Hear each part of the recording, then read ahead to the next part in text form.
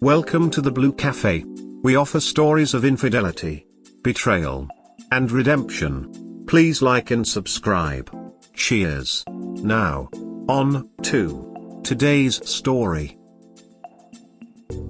Worst way to catch a cheating wife. NTP camera.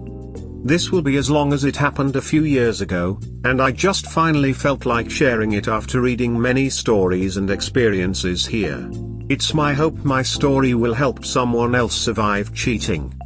I was married nearly 20 years to my ex-wife. I was a professional firefighter before we met. I began my career when I graduated high school at 17 and enrolled in fire academy with a parent waiver. I'm a fourth-generation fireman, and throughout our marriage, working my way as high as Battalion Chief before requesting demotion back to rescue captain of my department's rescue squad, since that was where all my certifications etc. were in. Once Christmas Eve we received a call for a structure fire at an apartment building. When we got on scene there were 18 residents unaccounted for.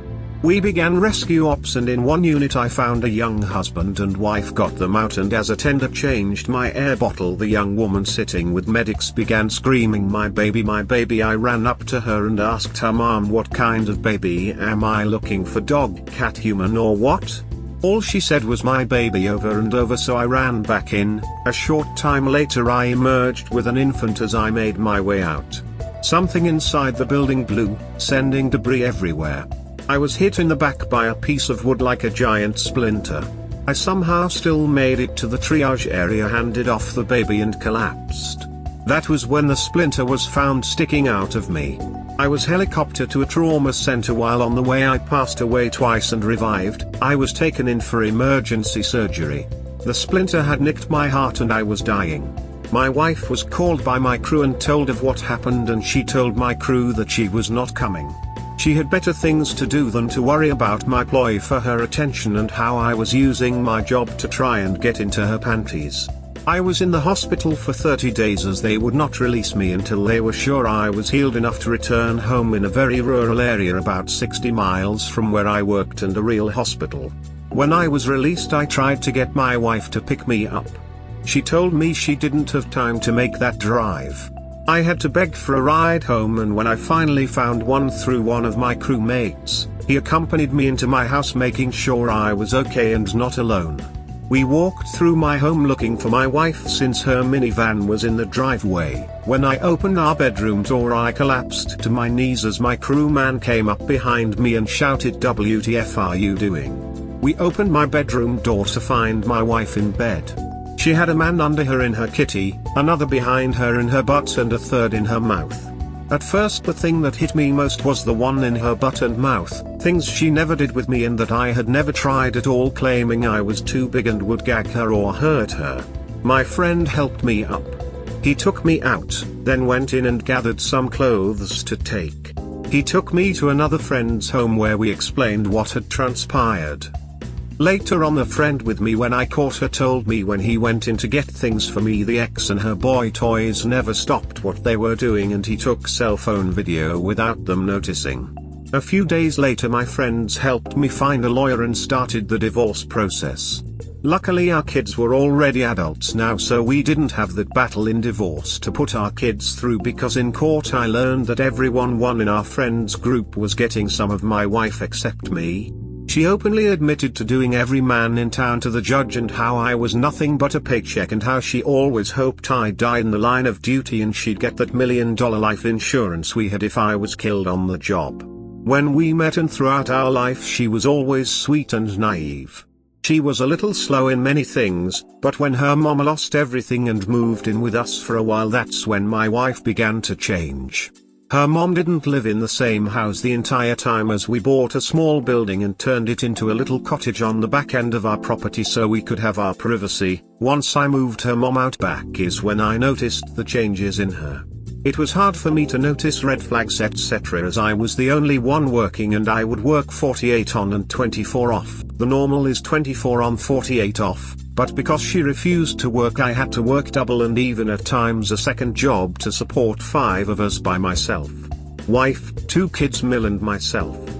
Since catching her, the home has been sold and everything split. That was mutual property, divided, sold and split, etc. My crew rallied around me, being there to help me when needed, as well as to help me try to fight my way back to duty status, as well as be there when I need someone to talk to, and so on.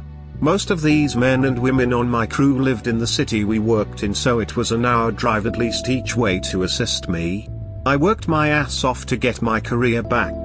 I wanted to hit the 35 years of service mark, then retire. When it came time to do my physical etc. to return to duty, I passed but was subsequently called into the chief's office, where I was told, "Captain, you have two choices. One, you can retire now at 30 years and keep your full pension and benefits, or two, we will medically retire you and you get half !" I stuttered, but I passed my return to duty tests. The answer I received was, "Captain, you are one of not the best fire rescue specialists I have ever known, but your age, your injury history and your recent diagnosis of PTSD coupled with bipolar, the insurance company will no longer cover you due to high risk. So do you have a decision?" I retired and left heartbroken and defeated. When my now ex-wife found out, she began tormenting me over it all, trying to drive me to suicide is my guess, but instead of letting her win, I left the area, began working in animal rescue to help pass time. It was the lowest point of my life. Living in an RV trailer running an animal rescue, and no one would give me a job. Sure, I didn't need to work, but I needed something to do. I swore off women. Except for my sister firefighter, I didn't socialize or date etc. for a long time. I thought I would never be in a relationship again. I didn't know if I could ever trust anyone ever again. Then it happened. I began playing what I guess you would call one of those MMORPG games, where I met a woman, we would chat, eventually exchanged numbers etc. Then 18 months later she decided she wanted to meet me, telling me, "No way, you're a perv or anything, because no one is going to invest this long to pick a target." This made me laugh harder than I ever had in my life. I'll be honest, I was reluctant at first because we had a 20-year age gap. Plus we were different races, when where I live interracial relationships are still shunned. Yes, it's Redneckville, USA, and basically still the Stone Age in many ways here, but I agreed to meet her. I can say it was the best decision of my life. She was everything I could dream of and more. She was old-fashioned like me. She was raised and believed a woman's number one job was her spouse and family, not money and a career. I have no problem with a working woman, but regardless, man or woman, family should always come before career or anything else.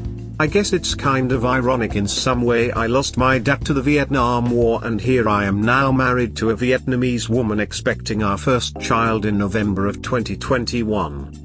Cheating is horrible and maybe the worst thing we can go through. But please remember, it is not the end of the world.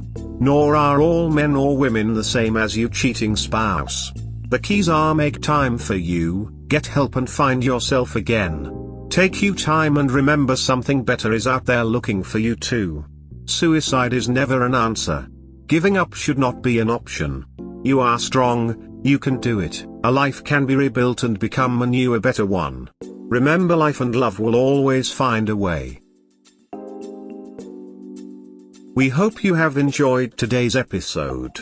Please comment, like and subscribe. Cheers. Have a wonderful day or night, wherever you are.